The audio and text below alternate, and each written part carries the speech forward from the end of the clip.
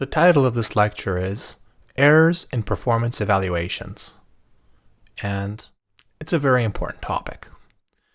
Evaluation of performance is an important topic for almost all workers. You see, evaluating performance, it requires a manager that can be objective. A manager which, for example, uses critical incident logs to make judgments. Memory can fail and sometimes managers may not make the most objective decisions. Now, as objective as professional managers may believe themselves to be, there are errors which crop up in the process of management. A good example of this would be in regards to the ratings that are given to employees on performance reviews.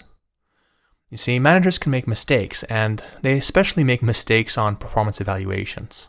They do that surprisingly often. So, in this lecture, I'm going to discuss the several types of errors which can happen. And one of them is the distribution error. Then another is the halo error. Then we have the proximity error. And lastly, we have the contrast error. So let's talk about the distribution error. In this error condition, some managers will rate employees all within a particular range, say on the low end of the range, or in the mid-range of the scale, or on the upper end of the scale. And in these instances, the managers, they're only using a portion of the rating scale, and, well, that's not always representative of reality. So why does this happen? Well, we've actually answered this question before, and we've talked about the manager who rates everyone favorably, or rates everyone in the upper range of the scale. And we came to the conclusion that a manager would do this if they, for example, want to avoid conflict or a problematic situation and a confrontation. And next we have the halo error, not the halo effect, but the halo error. This error occurs when a manager focuses on one attribute or one ability, and that focus obscures or clouds their view of the employee's other abilities.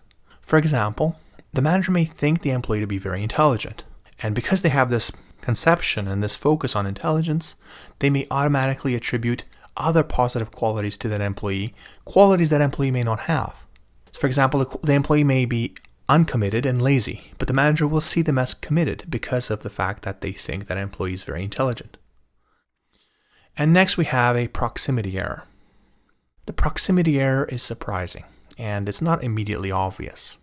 For example, we can have a performance evaluator that is rating workers on different set of dimensions, on a list of dimensions, and it turns out that the rating the evaluator gives on one dimension or attribute, it influences the rating that the person might give on the next dimension or attributes. So the evaluator seems to rate workers on different dimensions that are physically close to one another on the scorecard, or group the scores so that one dimension is rated close in value to another dimension. So this grouping effect on the scorecard, you have to avoid it, and you have to think of the dimensions separately and perhaps look away from the scorecard as you try to come up with a new score for a particular dimension. And lastly, I want to talk about the contrast error. Many of you will be familiar with this one. It turns out that managers tend to base their judgments by contrasting or comparing one employee versus another. Now, if a manager was to be analytical and objective, they would evaluate that employee based on real information, real data, not judging an employee based on a behavior that compares with another employee. But that's how it's effective for a lot of managers to do it. So we tend to contrast and compare with others. So I'm sure some of you may have already experienced some of this. Perhaps you've noticed a really good candidate at a job interview and perhaps you didn't want to go in right after them, fearing that potentially you'd be compared. Well, these behavioral comparisons happen at job interviews. They also happen during performance evaluations and in many other cases. So say an employee goes to a performance evaluation right after someone very good has been evaluated.